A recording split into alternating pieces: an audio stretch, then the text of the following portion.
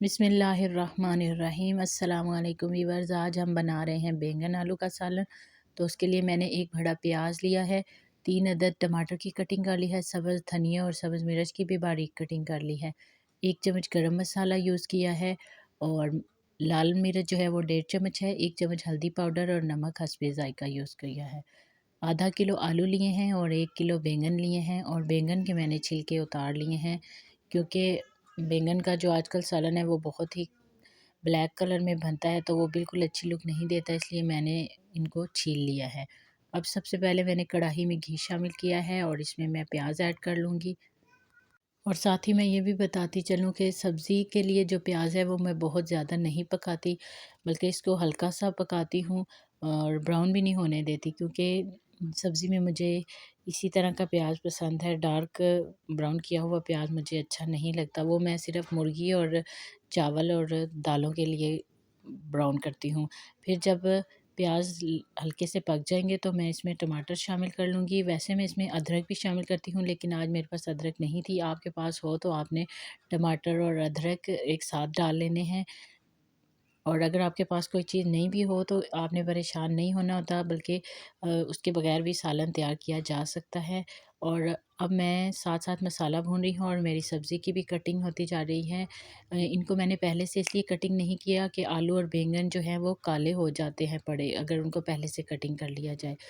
और अब मैंने इस मसाले में सब्ज़ मिर्च और मसाले भी शामिल कर लिए हैं और अब हम इनको अच्छे से भूनेंगे, क्योंकि अगर मसाले की जो ग्रेवी है वो अच्छी तैयार हो जाएगी तो फिर सालन जो है वो अच्छा बनेगा।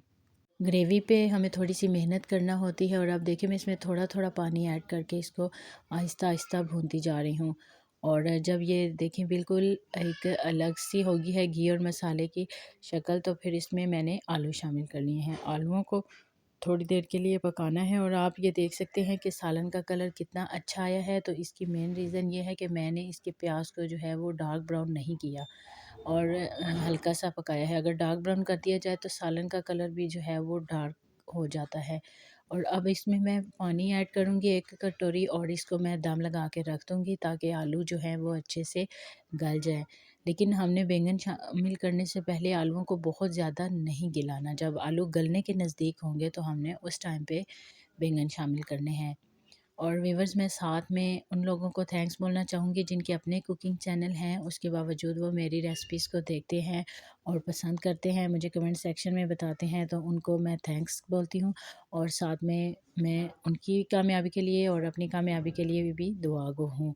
और अब हमने बैंगन शामिल करके इसको कवर करके रख दिया है थोड़ी देर के लिए, और फिर उसके बाद मैंने इसमें गरम मसाला शामिल किया है और एक दफ़ा फिर मैं इसको कवर करके रख दूँगी। और बैंगन हमने उस टाइम पे शामिल किए थे जब आलू हमारे गलने के करीब थे, मुकम्मल गले भी नहीं थे और कच्चे भी नहीं थे, क्योंकि बैंगन जल्दी गल जाते हैं। इसलिए आलूओं को थोड़ी देर पकाने के बाद हम बैंगन शामिल करते हैं, ताकि दोनों का जो है वो कुकिंग सेम टाइम पे हो जाए एंडिंग पे। और अब हम अपने सालन को मिक्स करके मसाले को फिर इसको कवर करेंगे, क्योंकि बैंगन अभी हमारे गलने में टाइम है। और कुछ देर कवर करने के बाद आप देख सकते हैं कि बैंगन भी जो हैं वो गल चुके हैं। अभी हम इसकी थोड़ी देर भुनाई और कर लेंगे, क्योंकि एंड पे सालन को थोड़ी देर भून लें तो जायका और अच्छा हो जाता है। और आप देख लें कि सालन अब और भून चुका है और उसमें मैं अब एंड पे सब्ज़ धनिया शामिल करके इसको अच्छे से मिक्स कर लूँगी। और उम्मीद करती हूँ कि आपको ये रेसिपी पसंद आ रही होगी। और अब हम इसको डिश आउट कर लेते हैं और आप देखें कि माशाल्लाह कितने अच्छे से इसका कलर आया है और इसका जायका भी बहुत ही अच्छा बना है। तो व्यूअर्स, अगर आपको मेरी ये रेसिपी पसंद आई हो तो प्लीज़ मेरे चैनल को सब्सक्राइब कीजिए। अल्लाह हाफ़िज़।